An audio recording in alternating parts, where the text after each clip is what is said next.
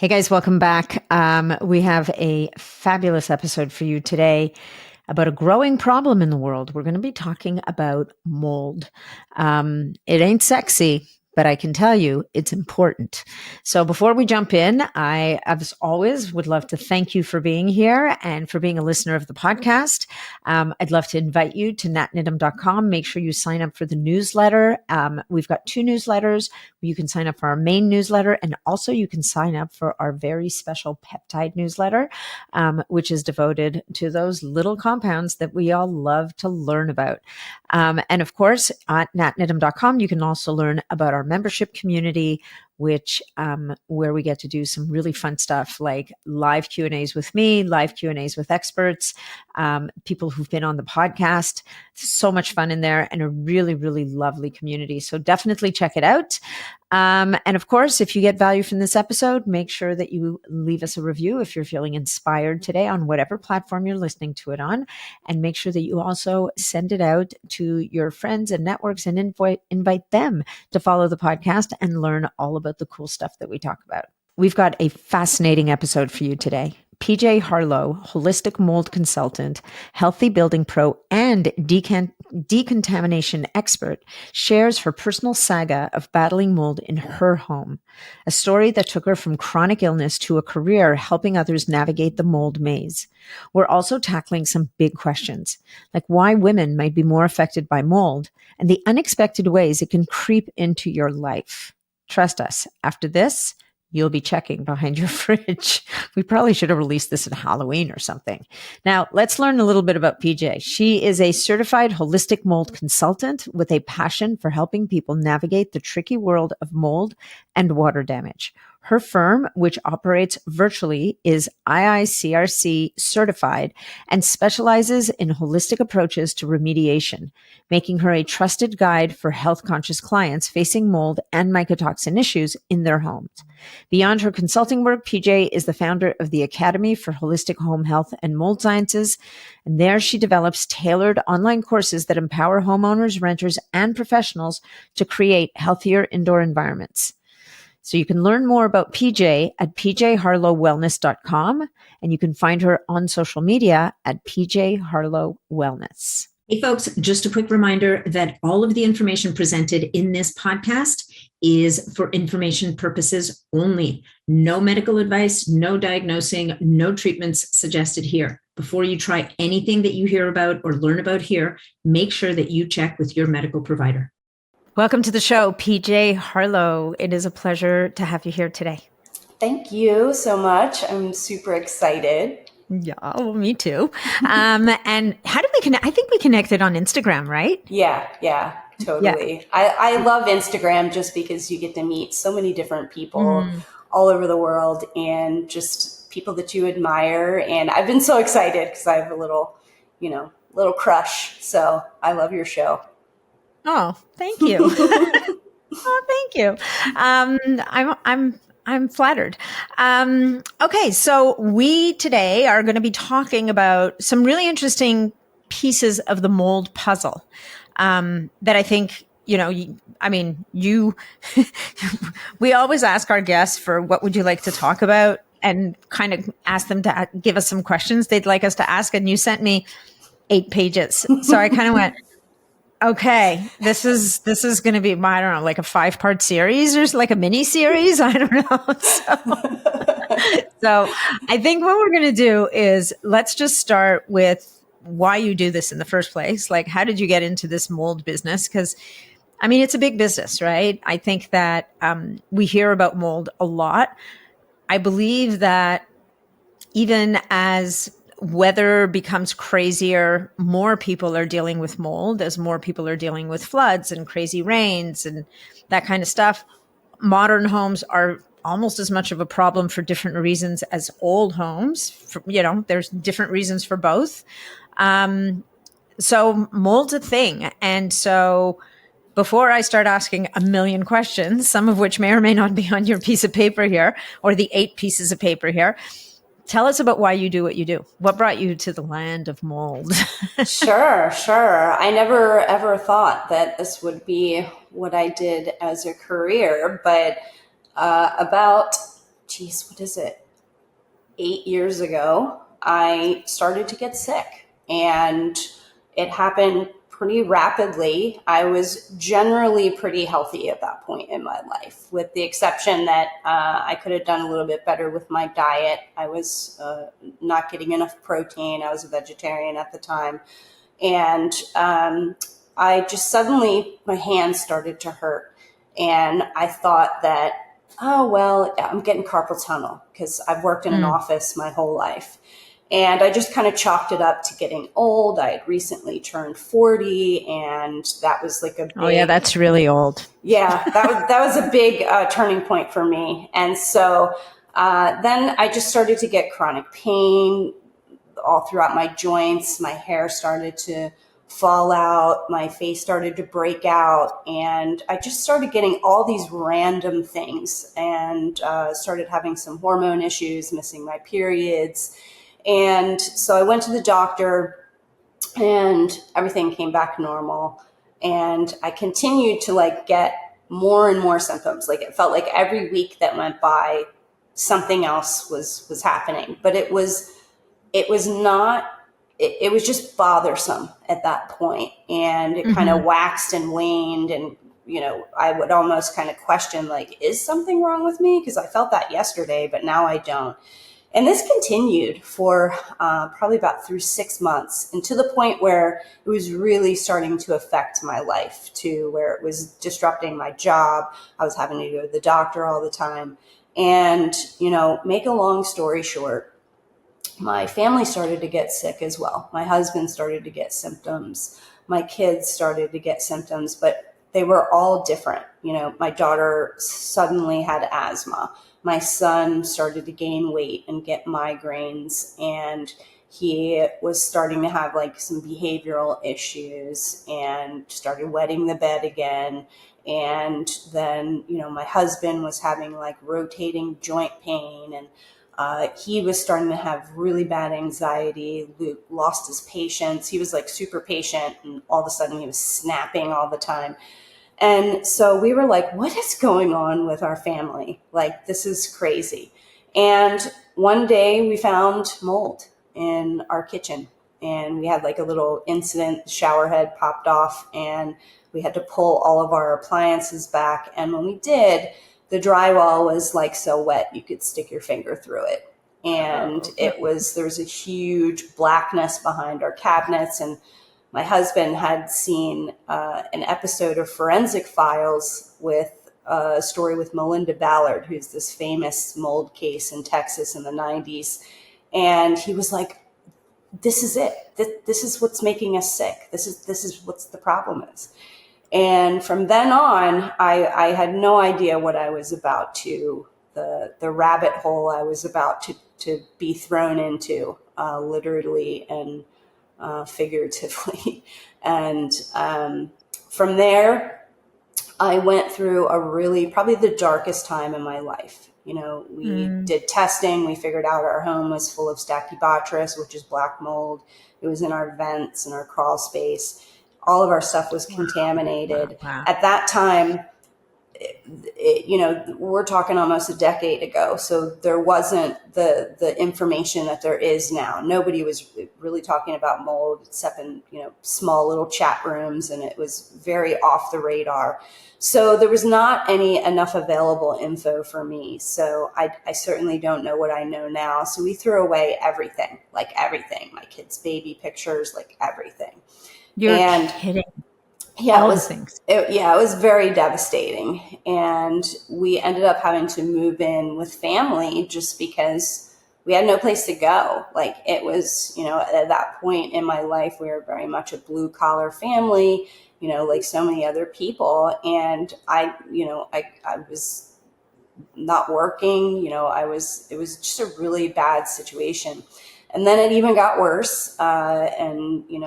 My children's dad, who was not my husband, we shared custody at the time, but he didn't believe in any of this. So I had a big court battle because he took me to court and said that I was poisoning my kids with herbs and things like that because they were diagnosed. You're joking. No. He said that I had Munchausen syndrome. and said that mold was a quack illness. He had letters from my pediatrician saying that my SIRS diagnosis and mold toxicity diagnosis was not real and that it was a quack illness. And so it was horrible, not horrible. Like, I can't even imagine. Talk about a nightmare. yeah. And he wasn't even just going for, full custody, but he wanted it to be where I would only see my kids with like supervised visits with like a social worker. And they were trying to say that, I was abusing my kids, and it was literally social services came to our house, and it was really, really bad. Like it was probably the most loneliest point in my life, because then my whole community thought we were nuts, because they had my longtime pediatrician backing them, saying that this isn't real, and then my kids started to even look at me like, Mom, is this not real? Like you're giving us this medication, is Dad right? Like, and that was heartbreaking for me as a mother, to feel that kind of just like my words no longer had integrity, even with my own kids. Mm-hmm. My kids didn't trust me. And so I had to literally learn everything I could in a short amount of time, because I literally, my kids were at stake. So, and I was bedridden at this point. I got fired from my job. My car had been, impounded. Like, all of our finances are down the drain. Like, my husband's having a nervous breakdown because like he's sick too. He's trying to support us all. I'm falling apart. It was the worst. So that threw me into like mama bear mode. And I just dug into like everything, studies. I was like on the computer 24/7, trying to figure out everything, talk to anybody I could. And through the next year, I literally had to be like my own lawyer, and I won. I won the case. And you did. Yeah. Aaron Brockovich the second, sister. Hey, you. Yeah. So it was a pretty amazing win. But in that whole journey, it was literally like a rebirth happened. I changed as a person, and just going through that period of just being so isolated and feeling so alone, you come out on the other side, and you start to see things a little bit differently. Everything from relationships to my career, what I wanted to do. And now I had all this information, and it was like, I can't just like throw that to the side and go back to my old life, So I decided to go back to school, and I was like, I'm going to do this. I'm going to become a practitioner. And I did. And I got like a awesome scholarship, and I went back to school and was like top of my class and became a practitioner. And I wanted to help people with mold because nobody was talking about it then. And so I opened my practice. And the first thing that I would always talk about would be, okay, what are you doing with your house? And everybody would be like, I don't know. I don't know who to hire. I don't know how to read this ERMI. I don't know what tests to do. I don't know what to do with my stuff. Do I keep it? Do I throw it away? How do I clean it? What products do I use? Should I fog? Do I ozone? There was all these questions. And so I was like, maybe I should offer like a separate session for home stuff instead of health. And I kind of polled my clients, and they were all like, yeah, that would be awesome. And I did that, and then everything blew up. And that was kind of like the most popular thing of my practice. And at this point too, this was like right before COVID. So more and more people were also talking about mold, and there were more and more practitioners that were treating mold. So I was like, hey, I think I want to go in this direction and not so much just focus on health, because I feel like people are getting taken care of now, but nobody's doing this. Yes, there's inspectors and remediators, but people really need a guide. Like, it was so confusing for us, and we were getting so much misinformation, and everybody has a different opinion, and it's so difficult to navigate. And there's a huge spectrum to this, Yeah. So, Yeah. And it's so confusing, right? People don't, it's confusing, and there's conflicts of interest all over the place. And you've been through trial by fire. So that's what you do. You yeah, guide people yeah, in navigating this issue of mold. So let's start with, number one. Like, obviously being sick, in your case, it was blatantly obvious that there was a big issue with your whole family. And then finding that black mold in the kitchen, and then the vents, and then, that was a pretty clear situation. But is it always that clear though? Like, because I've talked to people who suffer from mold illness, but there'll be other people in their family maybe aren't so sick, or they're not sick, or they don't think they're sick. What are, like, where do we start in this kind of thing? How do people start to even think about mold and what the problems may be, and how to figure it out? yeah. After working with so many people, my case was definitely on the higher end of extreme when it comes to the level of toxicity that we were dealing with. But in many cases, it's usually one person is sick, and it's usually women, sometimes Really? men, Why is but that? well, in my studies that I have researched, it's a number of reasons. First and foremost, hormonally, men have more testosterone than us. That seems to be some type of protectant.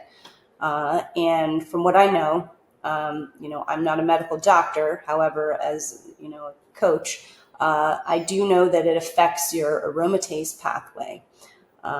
Secondly, women have smaller nasal passageways, so when they're inhaling toxicity, it's more so likely to be more congested. We wear a lot more products and chemicals than men do, so our toxicity levels, when tested, are usually much higher than men. So our bucket's fuller to begin with. A lot of times we're more, in tune with our bodies as well. I feel that, certainly there are some men out there. I'm not gaslighting the entire male community, but a lot of men kind of deny health problems. They don't really key into their body as women do. And so, even again, hormones are a big one, that we see. And additionally, the level of stress really seems to affect women more. So there's a number of, there's all these little things that go into why women are affected more. And in my practice, I'd probably say 95% women and children are affected. Yes. Well, I guess also with women, like, our immune system is different. We're more prone to autoimmune diseases. Like, we're built different than boys, and Yeah. so we're going to respond differently to the same stimuli. And I think your point about having a higher toxic load out of the gate is a really interesting one, and one that people don't really think about. Right? Yeah. Personal care products. I try to talk to some of my friends sometimes, and I just get like this deer in the headlights look, and then they change the subject. You try to tell somebody their Chanel No. 5 is not a good idea, and Yeah. you don't often get very far. Yeah. But when you look at it, really, even in my own personal life, when I look at like the number of products that I use compared to my husband, I mean, he's so basic. He's like practically uses a bar of soap to wash his hair. He's like Yeah. full on, where I'm like, okay, I have like 20 products in my own shower just for like my skin, my face. And I have multiple shampoos for different reasons, makeup. And then when we talk about cleaning too, cleaning Oh, yeah. products, if you're not wearing gloves, I know many people don't wear gloves, you're absorbing all this stuff into your skin. So all of Mm-hmm. that takes its toll. All the hairsprays and products that we use over time takes its toll. And that it really, when we're talking about mold, part of it is toxicity, as Yeah. well as inflammation. So that's usually what I see in my practices. Most of the time, it's the woman who is doing the research, who's at home with the kids, or is the one who's really tuning in. Hey, I saw something online about mold, and let me look into this. So that's what we usually see is women coming to us first, but we do try to really bring families together. I feel like Mm-hmm. men really need some evidence. So that's why we usually start with like ERMI interpretations and some testing. Right. Well, and it makes sense, right? Because the whole, when you're talking about something that's going to disrupt your whole life, you need the whole family to be on Yeah. board, particularly the parents, right? I Yeah. mean, kids, if they're young enough, they're just along for the ride. But how does it show up in kids? You were talking about your son getting, gaining weight, and was it he was gaining weight and having headaches? Was that it? He was Or having migraines, nosebleeds. He started. He was fully potty trained. I mean he was like 10. So and he started wetting the bed again, and it wow. was very strange. He ended up getting a diagnosis of PANS, and Mm-hmm. um, so that was a lot to navigate. And my daughter as well, I feel like she also had some PAN symptoms. One of them being OCD like type Mm. behavior, where she had come to me and she was like, "Mom, this weird thing is happening where I am grinding my teeth to the syllables that people talk." And she also had issues swallowing meat. And, she couldn't swallow. The texture was really too much for her. So through that whole year, I mean, she even had like a full tonsillectomy and had her adenoids removed because she was choking on her food. And so there was a number of different symptoms, but a lot of times in kids, we see big time eczema is a Mm. huge, huge indicator of usually Chitomium or Aspergillus. We see a lot of ear infections, chronic strep, constantly being sick. Yes, do kids get sick all the time? We know, but it's usually like back to back to back to back, constant, reoccurrent infections, low immunity. Nosebleeds are big too, a lot of sinus allergenic type issues, tummy aches, also growing pains, which often get, Hmm. that's kind of like an old type of thing. Oh, it's just Yeah. growing pains. But, kids complaining like, my legs hurt, mommy, or, I feel like pain. So it's hard because oftentimes kids may have lived in mold so long that they think that's normal how they feel. So they may Well, not, adults are like that. Yeah, yeah, we they normalize feeling crappy for yeah, sure. and they may not even know how to articulate the symptoms that they're having, depending on how old they are. My kids Yeah. were, in middle school and junior high, so they were very easily able to say, like, "Hey, this is bothering me." But those are kind of the main symptoms that we very frequently see. I'd probably say eczema is one of the biggest ones. Yeah. Well, especially sudden onset. So, okay. So family comes in. They're like, we're all getting sick, or one of us is getting, or a couple of us are getting sick. What's your, and we think it's mold. What's the first step that you direct them to do? Like what's the first Sure. thing you do? And wouldn't you, actually, here's another question. Wouldn't you smell mold? Because I feel like Sometimes I smell mold. Like I'm like a mold dog. Like I smell mold the minute I walk into a room. I'm the same way. It's funny. My family says that I have like a wolf nose because I can smell things that nobody else in the family can smell all the time.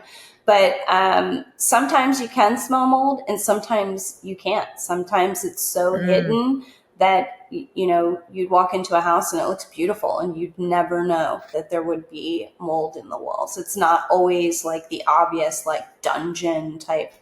scenario, or, walking into a basement and smelling that like mildewy, musty smell.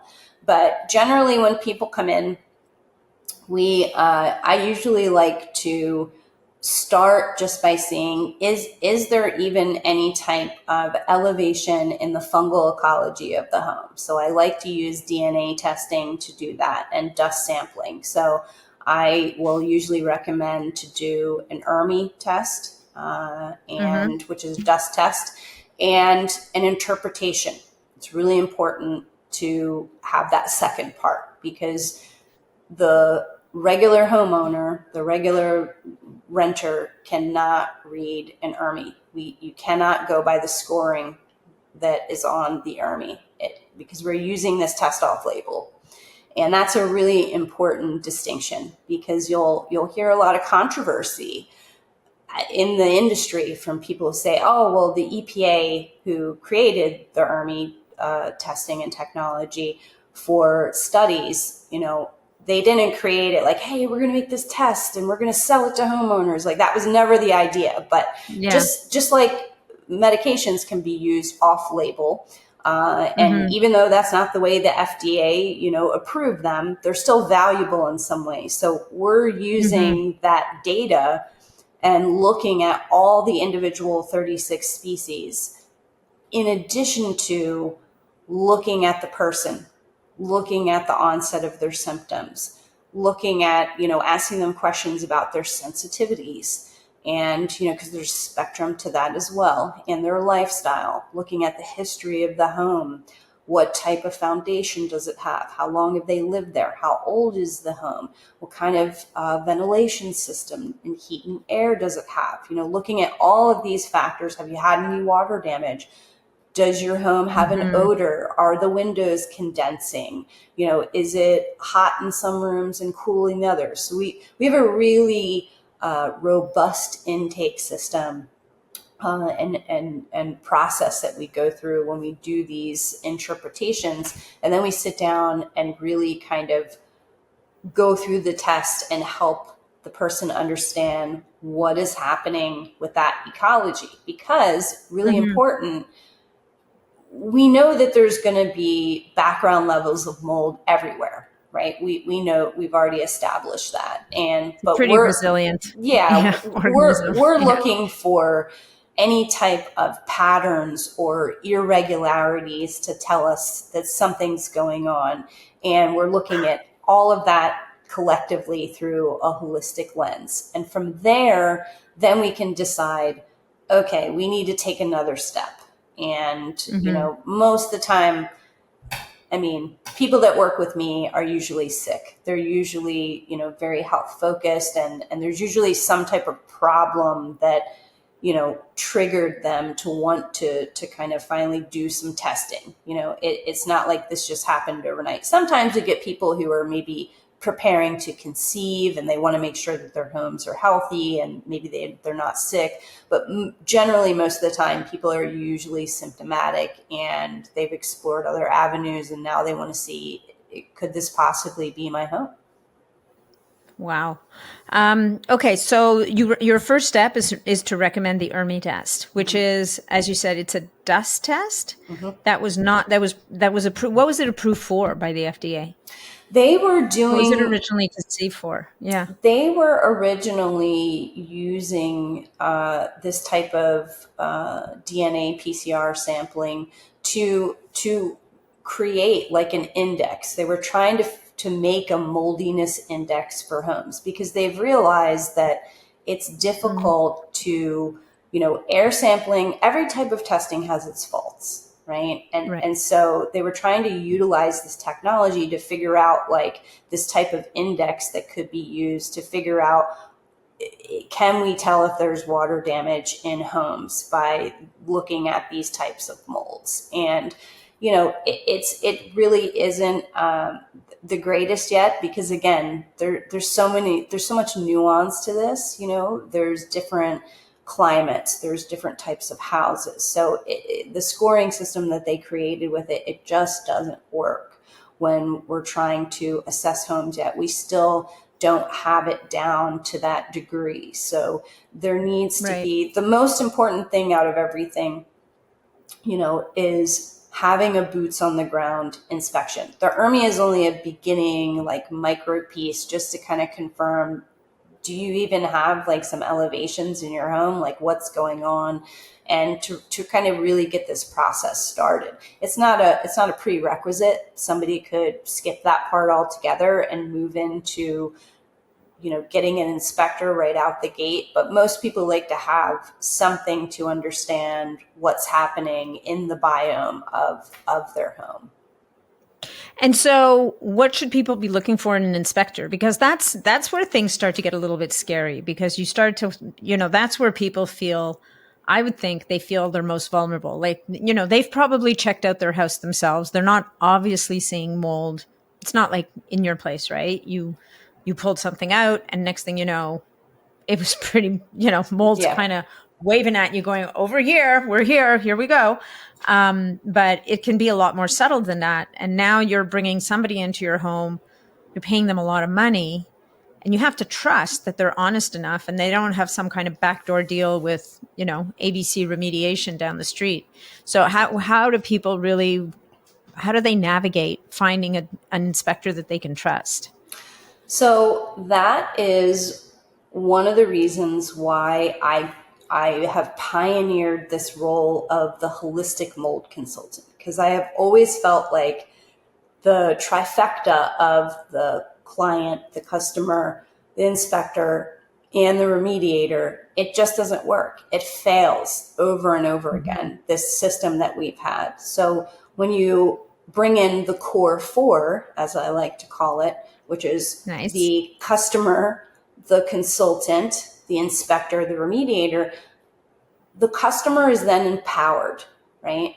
And so what I do for my clients is we help them navigate this whole journey. So if people come to work with us and they're like, I need to get an inspection, again, we do that big intake process because, as you said, there's a spectrum of inspectors as well.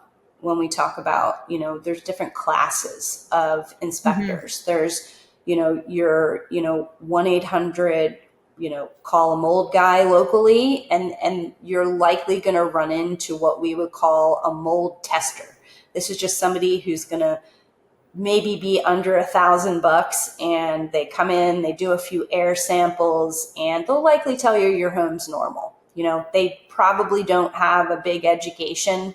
And, that's one of the things about this industry is that my neighbor can go get a business license and call themselves mold inspectors. There's no requirement. There's no, certification needed. So,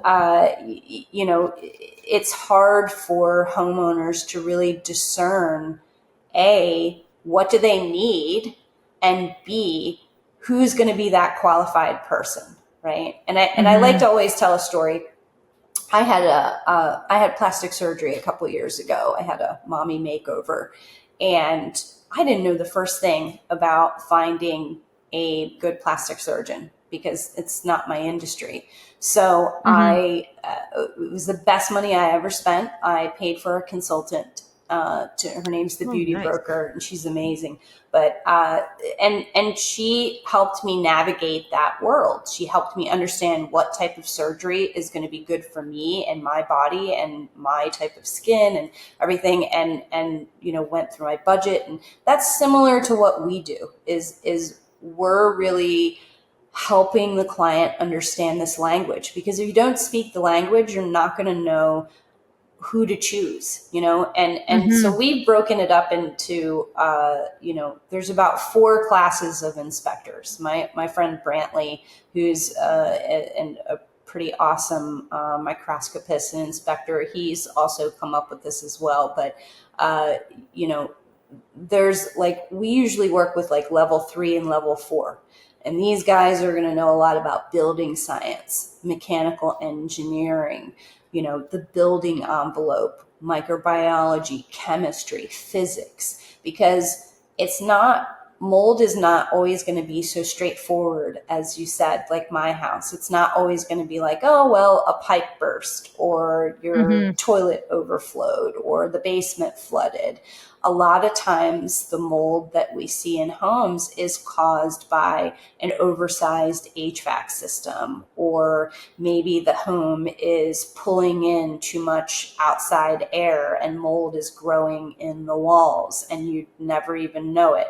I had a client who bought like one of those industrial type exhaust fans and like the full on, grill and everything because he really liked to cook. And every morning, when his wife was pregnant, he would make this like really strong espresso and she couldn't stand the smell of it when she was pregnant. So he would turn the fan on and go run. And then he would come home and turn the fan off and get ready for work. And the CFMs were so powerful that it was exchanging the air in the house so many times that it was literally sucking air into the house just because of that one exhaust fan in his kitchen. And it was pulling that humid air into the walls of his house, right? Because You're your house, kidding. no, yeah. It was the Wow. craziest like situation. So like almost every wall, his whole house had to practically be demoed because of this scenario. So there's all this physics going on in your home. So depending on the clues that we kind of pick up on in those initial sessions, that's going to help me and my team determine what type of inspector do we think you need, because it's not Mm-hmm. just who's in your zip code, and Yeah.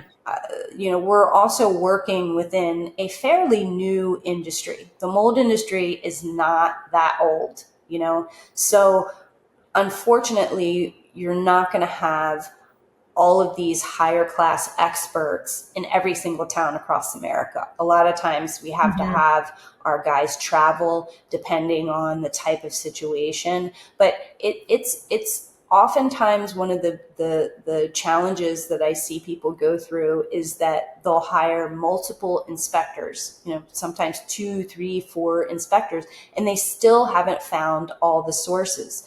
You can't move forward to remediation if you haven't found all the sources, because remediation is a pretty big deal. It's pretty expensive. Yeah. And especially if you're sick, there's a big process that goes along with it. So if you don't get that part right and you go through this whole big remediation where you pack out all of your house and you're decontaminating and going through items and, doing all that, and then you move back in and build back, and then we didn't find this mold over here that's still making everybody sick, which I've seen happen so many times. It's heartbreaking. People are Wow. exhausted.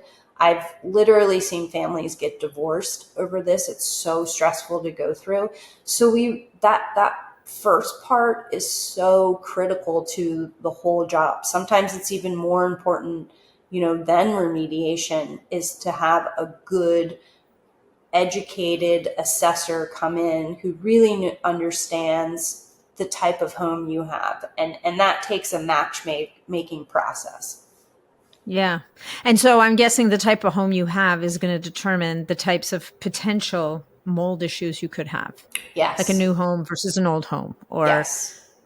right? That's Yeah. and where it is and location. Like, are you close to a body of water or do you just live in a humid environment? Or, but I've even heard like the most distressing thing I heard recently actually was that I thought, oh, well, if you're very sensitive to mold, you could always go to Arizona because it's so dry there. And somebody broke the news to me that actually there's mold that thrives in extremely dry climates like Arizona. And I'm like, okay, really? And I think it's because we're dealing with an organism it's been around for a really long time. It's extremely resilient. Yes. Um, which brings me to my next kind of question. What happened to your old house? A, and can you actually, like, could that house have been remediated? Did it need to be torn down? Like, what are people like? Do people have to, and to what degree do you have to worry about your stuff being contaminated? Because to your point, you could spend all this money on remediation. You'll have to live outside of your home for who knows how long. Now you come back and you unpack your boxes, and how do you decide how far you have to go in this whole process? That's a great question, and one that I've been really focusing on in my practice to help our clients kind of hone in on how much is enough for me. And, because these are Yeah. really big financial decisions that we're talking about in every step, even just getting an inspection. There's kind of even a precursor to that. And I'll answer your question in a sec. I just want to make this point. Even when we talk Yeah. about inspection, if this isn't your forever home and you're already kind of like, you know, contemplating or playing around with the idea that you might want to sell your home in the next few years, then you may not want to go through and get this really in-depth inspection, because then the more you know about your house, the more you have to disclose when you sell. And I've seen that happen where people were never aware of that, and I had a person who just bought a house and nothing was disclosed, and then they went and got this really huge giant inspection, and then they were like, never mind, this is way more than we ever thought we wanted to. And then they had to disclose all of this new information, and then they lost all of this money, and it was in Wow. a very fast period. So there's little things like that that are important to recognize, kind of that pros and cons. But, when we talk about how much is enough, it really depends on the person and their level of illness. Mold can be an illness. It can be a trigger for other things, for other, Lyme disease can kind of come out, because your immune system is so suppressed. You can even be a precursor to other illnesses, and additionally, when we talk about mold, there's the toxicity factor, but then there's also the sensitivity factor. And those are two separate things of how mold can affect you. So when we talk about things like, is it worth it? Those need to be things that are on the table when you're in this decision-making process. And this is where we're kind of helping you navigate what are your options, and is it, let's really do the calculations. What's your tap out number? What's your budget? What do you really want to invest into this space? And because some people are more sensitive, and for them, it may not be worth it to try to go through this big remediation if they've got, 10 sources, or, and depending on what species of molds, and are there mycotoxins present, all of those things can go into the decision-making process and really assessing, like, what are all the risk influencers, and then what intensity level do we need to kind of apply even to the decontamination part, and, whether or not they should remediate. There's no guarantee with remediation. Yeah. And, there's a lot of different types of remediation as well. And the type that is required for someone who is not only symptomatic and maybe susceptible, but who's more sensitive as well, that's usually, it's a pretty big deal. There's not only do they have to remove all of the water damage sources, and to decontaminate and clean everything, but you also have to make sure that, did we find the root causes? So often I see situations where maybe we found the mold, right? Maybe we found the source areas, but why is the mold there? And sometimes if you're not working with the right professional, again, they might say, well, we've got a humidity problem. Okay, but why do we have a humidity Yeah. problem? Why is that actually happening? And you don't want to go back and build all this back and then the same thing happen again, Yeah. Do dehumidifiers help at They all? do. They do. And I think that depending on whether you rent or you own, you can get a whole home dehumidifier. Again, like if you live in Texas or Florida, somewhere where it's really hot and humid most of the year, you probably want a whole home dehumidification system. But like here where I rent this house right now, I'm not ready to build. So we have individual units kind of all over the house. And that can really help, especially for your comfort, because even I see it very frequently, even with some of my more menopausal clients, where they're like, whoo, having hot flashes and they're cranking the AC down, and that can create some problems because you're providing a situation where if surfaces get to dew point, then you can create condensation in certain places in your house. So you want to make sure that you're dehumidifying, and that can really make the comfort much more tolerable in the house. Right. Yeah. And then what about air filters? Like that's a thorny topic right there, I'm sure. Yeah. I love the topic of air filtration. I think it's fascinating. And, I'm all a huge advocate for air filtration. I think there's a lot of cool new technology, PCO, ionization, but I think it's important that people understand what those things are capable of doing, and really understanding that there are risks and benefits to both, and also looking at what type of home do you want. When we talk about, for me personally, my goal is to have a diverse home microbiome. I recognize that there's microbes everywhere. So for me, I am not comfortable using photocatalytic oxidation and ionization all the time in my home, just because I don't want to be killing microbes all the time, because that Like, technology yeah, can't, like an antibiotic, right? yeah, it can't differentiate between good and bad, right? But Yeah. I don't think that, I'm not an extremist. I don't think we should throw the baby out with the bathwater, so to speak. I think that Yeah. it can be used in certain scenarios, in a hospital or in an operating room. That's amazing technology to have. We're in a clean room, that's amazing technology to have, because we do need sterility in those types of spaces. But in our homes, we want that exposure to both good and bad, because that's, what keeps our immune systems nice and primed. Trained. Yeah, Yeah. 100%.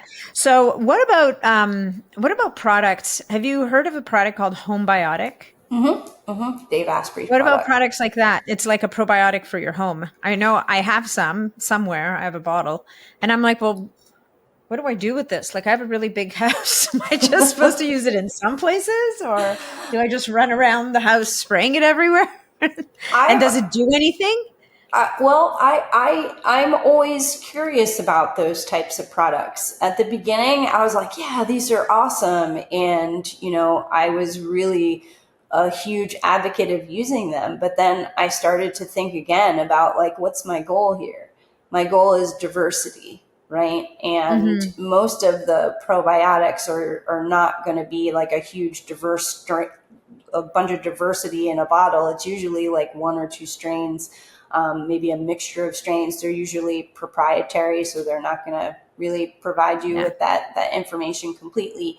But again, I think that sometimes probiotics can be really valuable in like drains and things like that. Like if you have a really stinky Oh, drain, interesting. that would be a place where I would utilize that. But I wouldn't really be spraying it all over the place. And I think that, again, more nuanced scenarios is where I would use those for sure. Yeah, no, that makes sense to me.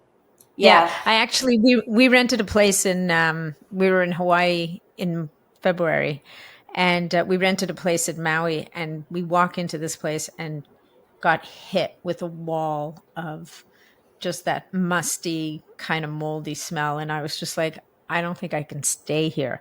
But the worst part of this place was interesting that you mentioned the sink.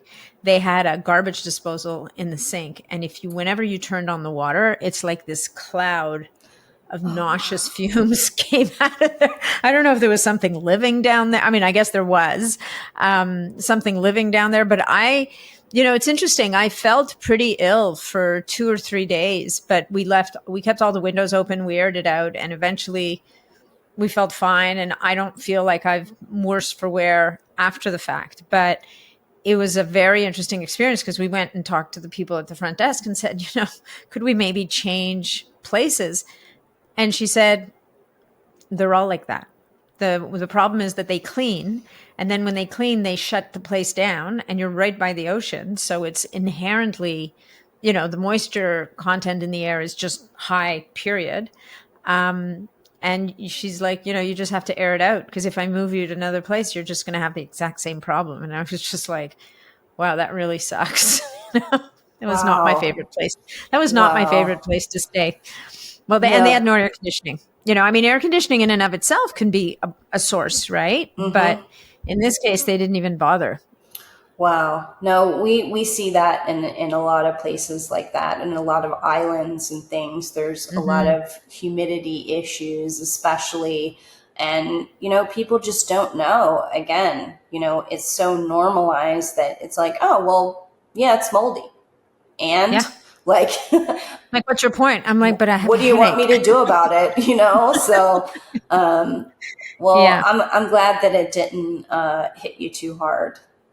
Yeah. Well, and I actually, what, that brings us to the next point, because I guess maybe we talked about this a little bit earlier, but how some people are just so much more susceptible than others. So we talked a little bit about women, definitely maybe kids, because they're just little, and they're a bigger load, or any load is going to be more impactful on their smaller system than adults.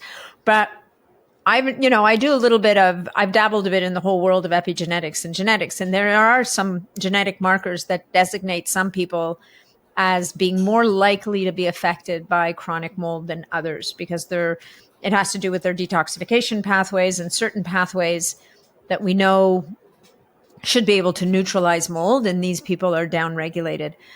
Are you seeing this as well? And definitely there seem to be some people who get flattened by mold exposures, and others that just are either unaware or untouched. Yeah, we see a lot of that's kind of one of the things that we look at too, is their susceptibility. And depending Mm, on if the person's done any testing, there's the, MTHFR and CBS, COMT, how they metabolize, methylate, even yeah. the HLA, DR genotypes. That's more getting into like SIRS territory, chronic Yeah. inflammatory response syndrome. So we see a lot of that as well. And that can certainly play into how a person is going to be able to handle the exposure. Generally, most of the time, that's another thing that I like to point out, and it's important to recognize, is that most of the time, the exposure is over a period of time. And this stuff Mm, doesn't usually happen overnight. Certainly you yeah. can be in a situation where, some people are going to be more reactive per se. But I always like to make the point that lack of reaction does not equate to lack of effect, right? It's kind of Hmm. like Hmm. smoking cigarettes. When, I could Yeah. smoke a pack of cigarettes and not feel sick, but that doesn't mean that smoke isn't affecting me in the long run. So that's an important factor to look at as well. And, Hmm. and this is why you can't treat everyone the same. And Hmm. why, oftentimes these cookie cutter type protocols, they just don't work, because if you see somebody on Instagram or on social media saying, well, this is what I did and what I had to do, that doesn't mean that's what you have to do. That's not your story. So that's why it's important to really, have someone help you be able to understand where you land, and what how everything should really be applied based on your personal circumstances and health and situation. Yeah, that's really interesting. And I love that you said that. I think it's so true, but it's such a tough issue, right? Because when you have people like, this is your house, this is where you live. Like, people, I mean, to your point, like in your case, you have to go live with family. Like, you didn't have the resources to just, walk away from your home, whether you owned it or were renting it and going to find another place. These are really fundamental issues that can really have a massive impact on people's finances in the long term. Is is is there a way to, I mean, I guess it comes down to, how sick are you, right? Like, do binders help, for example? I mean, they're not going to move the needle on someone who's so ill. Like, for example, you, and it's possible in your case, I wonder if, you had a confluence of events where you had this mold exposure, you were 40 years old. There's reason to believe that your hormones were shifting at that time anyway, moving into perimenopause, which would have already delivered some of the symptoms that you were experiencing, probably exacerbated by the mold. And then we can layer on like a massive dose of stress on top of everything else that just would have, I mean, it's not 1 + 1 + 1 is 3 here. Like, we're talking a multiplication effect of circumstances. And pretty much anybody who's dealing with a situation like this, the stress is going to be a massive issue for them. Absolutely. And it's one of the things that I see too, is because this is scary. You know, Mm-hmm. mold itself is scary to people. It brings out a lot of different emotions in people. It's kind of not talked about enough, but you know, people are almost ashamed in some ways, because there's this connotation with, if you have mold, that means that you didn't maintain your home, that, Yeah. you're It's dirty, dirty. and Yeah. when that's really not true. And, to some degree, we're not taught all of these things. There's no classes like teaches you how to be a homeowner and all of the Mhm. signs to look for.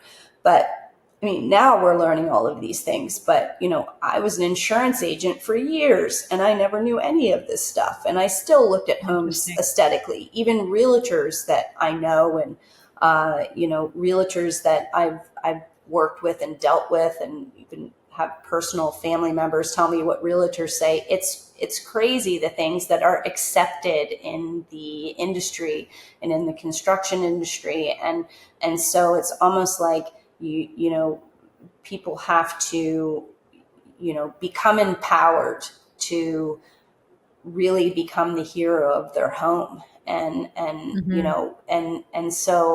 But there's a lot of complex emotions that are wrapped up in this. And even when we talk about relationships, a lot of women have issues with trying to get their spouses on board, because I Yeah. think there's some shame attached there that even men might not even be recognizing. They're like, my house isn't moldy, what are you talking about? This is every kid Hmm. is sick. Why are you're just saying all of this, and you're just exaggerating. I'm not paying all this money for some guy to come in my house and tell me what I already know. I built this with my hands. And Mm. so it's very important to recognize that there's inner fear there. There's just a lot of you know I want to keep going back to shame. It is what I see in my Interesting. practice, and Yeah. almost like, did I do this? Did Hmm. I cause this by not being proactive to some degree? Does that make sense? Yeah, no, it totally does. I mean, it would be, I mean, yeah, no, it totally makes sense. I mean, I'm sure there's shame, and then there could be anger, right? I mean, there could be, if you just bought a place and you find out there's mold, like, you kind of want to go find the old owners and shake it out of them. Like, did you know? Were Yeah. you sick? Did you sell it? It's a tough one. Like, do you think when people buy homes these days, they should have a mold inspection done as part of the, like, it's a tough one, right? Because it's so amorphous, this whole mold issue. It's not clean cut, but there's probably some obvious things that people should be looking for. Is it worth it to pay someone, or is there such a thing as a home inspector who has some kind of training in mold, looking for mold? Yeah, I think that's a great distinction. I have found one of the challenges to answer the question, yes, if you are buying a home, I think it's absolutely necessary to have somebody inspect it who has knowledge of mold. And also, to some degree, if they can, have a little bit of physics knowledge and understanding of ventilation systems. I think that's really critical, especially if you are a person who cares about health. And the problem that we run into is the window, the contingency periods that are provided are so small that, it doesn't equal out, because as I was talking about earlier, the number of inspectors that we have that have this knowledge is really, really small. So they're usually going to be booked out, and they're not going to be able to, hey, I have 2 weeks to get you in. It's just too hard to kind of do that. So homeowners have to really, again, become empowered, and they need to kind of be their own advocates and learn. Every homeowner should have, or potential homeowner should have, a moisture meter, a flashlight. You should be doing inspections yourself to some degree on any potential home that you're buying. And you should be looking online. Like, there's kind of different stages, I would say. Online vetting first. I can't tell you how many Zillow pictures and realtor.com and Redfin pictures that Pete and I have looked at, and I can zoom in and find water damage on the pictures, on the real estate site. Oh, yeah. So, that's one of the first things you want to do. And then start looking at houses differently. Start going into the spaces that we don't spend time in: crawl space, basement, attic, HVAC. Those 4 are like top. Then you're going to go for where water is, behind the fridge, behind the washer and dryer, under sinks, in the bathrooms, around the toilet. Take the toilet off. Really getting in and inspecting, instead of just looking at it like, oh, I can't wait to put the couch there. And it's looking at a house in a different way. Yeah. Well, I mean, that's such a good point, right? We walk into a house, it's like, could I live here? We're not necessarily looking for those problems. I remember buying a house once. I was probably the second house I ever bought. And I don't know if they had mold in there, but I remember the painters were there painting, and there was this big rainstorm, and all of a sudden in the dining room, out of the dining room fixture, the water just came pouring out of this dining room fixture. It was hilarious. The thing that saved me at the time was that I had hired a really, like a very professional home inspection company to inspect the home before we bought it. And so when I called them up, I'm like, it appears to me that you kind of missed something large. And they were like, yeah, I guess so. I guess somebody's got to go back to checking roof class 101. And they ended up having to redo almost the whole roof, pull out the ceiling. Like it was a big deal. Wow. It was a big, big deal. But we were lucky. And, I do think that's another piece is, and I, depending on the market you live in, some markets are so competitive now in terms of buying homes that people don't even have time for a regular home inspection, never mind bringing in a specialist like a mold specialist. Yeah. But to me, it's like when you're looking for a house, you kind of need to have already found the home inspector you're going to use from a reputable company that's going to stand by their work in your back pocket, so that you can call them up, they'll come in, and if they mess up, they kind of have skin in the game. They will own up and help in the process of fixing things. Yeah, you can't use the realtors' home inspectors, because there's a conflict of interest there, and it's unfortunate. But companies that work with realtors they're working with the realtors. And if they find too many problems, then the realtor is going to come back and be like, are you serious? You just lost me my sale. I'm never going to work with you again. So you've got to have, just like you said, that part is about building relationships before. There's a lot of preparation and strategy that needs to happen before you actually start looking, because when you're ready to start looking, it's go time. You have to be like ready to jump in like a week or even 2 weeks, depending on the area. Some places it's so competitive. Yeah, it just depends. Yeah. Yeah. No, listen, the market I'm in has been crazy at times. A little less so right now, but it's still pretty nutty. So, okay, so this is a massive health issue, and potentially, and we've talked about a lot of different things. So what is it that you help people to do? Do you train consumers to be their own? I mean, you've talked about one of the services you offer is to serve as a guide and kind of like as the quarterback, if you will, so that you have your client here and then everybody else on the other side. But do you also teach people how to do things themselves, and then you obviously seem to connect people to resources as well? Yes. Pretty much, as you said, we also, the other half of PJ Harlow Wellness is my business partner, Peter, and he's also my husband. And he has education, certifications in remediation, water restoration. We both have a different subset of accolades and accreditation. And so he really digs into inspection reports, and we really try to help people understand, what the severity is. Again, is it worth it? When we go into remediation, making sure that it's done safely, making sure that, containments are proper, the engineering is right, that we're using the chemicals that match with the person, that we're getting to their goals, and that if they can't do everything, if they're only going to do some things, is it going to make enough of an impact? And then even what can we DIY? One of the specialties that we are specialized in, if you will, is decontamination.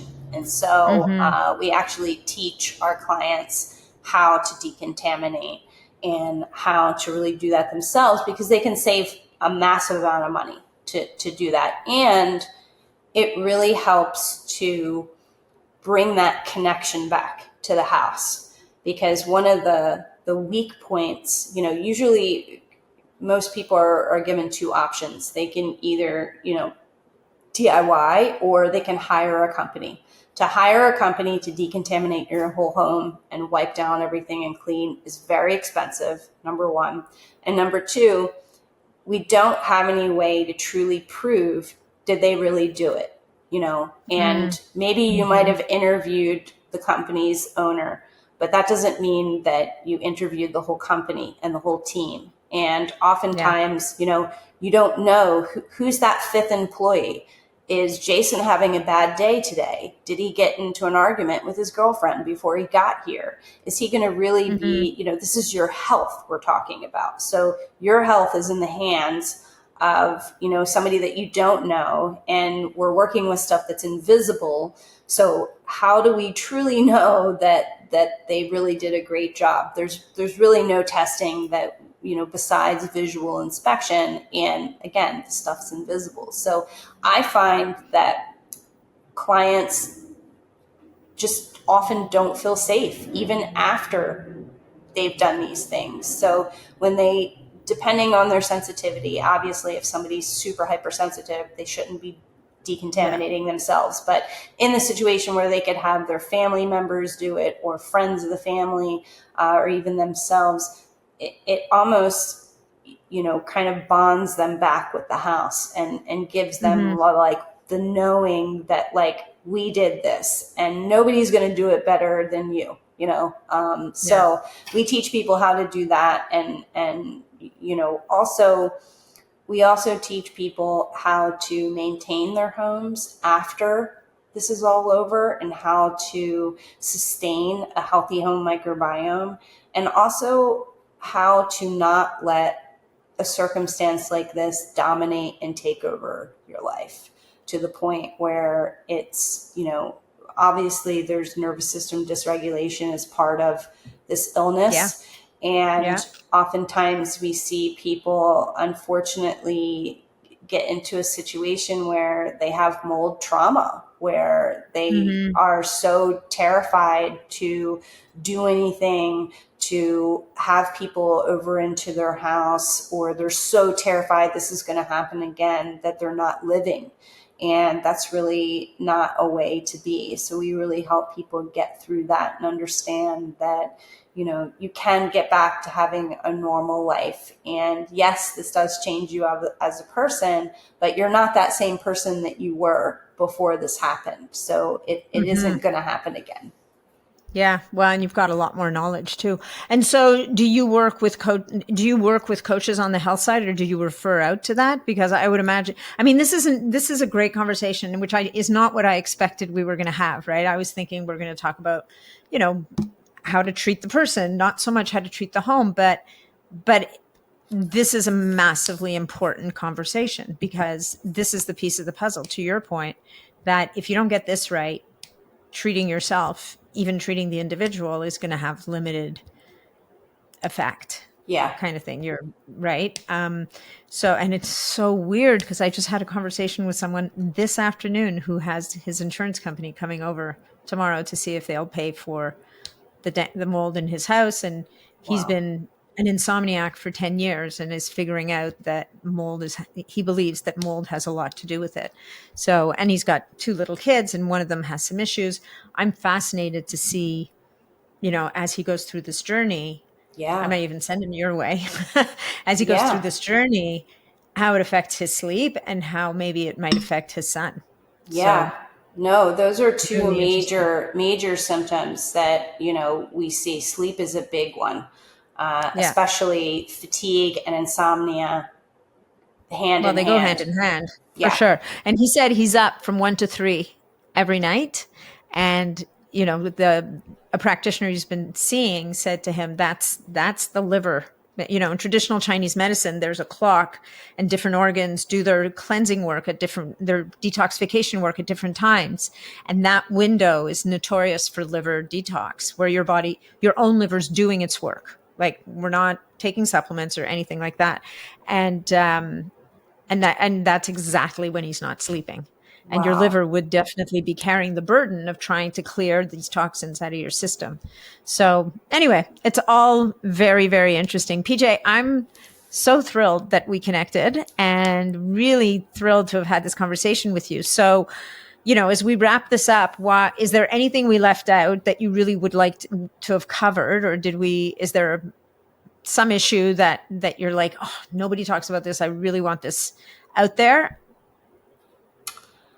I think that we covered a lot of the things. I think, We did. We got through most of the 8 pages. yeah. I love it. I think that of everything, it's important for people to recognize as the mold community continues to evolve, it's important to understand, and I've been saying it frequently a lot, the word spectrum, and that it's Mm-hmm. important to understand that it's not black and white, and everybody is very individually unique, and your home is individually unique. And so, if you are trying to navigate this, try to have some type of a guide. There's other consultants like myself out there. It doesn't have to be me. I'm not trying to be like, work with me, but I'm just Yeah, saying that it's really important to have somebody who is loyal to you. It can't be your inspector or your remediator. It is really crucial. And, there are some good people out there who can help you navigate this to make sure that you're not wasting your money and you're not making it. It's just so easy to make big financial mistakes that you regret. And yeah, so, as somebody who's been through this personally, I know how dark things can get, and there is yeah, light on the other side for sure. You can get better. for So, sure. Amazing. All right. Well, PJ, how do people find you and look at what you have to offer and tap into your incredible world here? Thank you.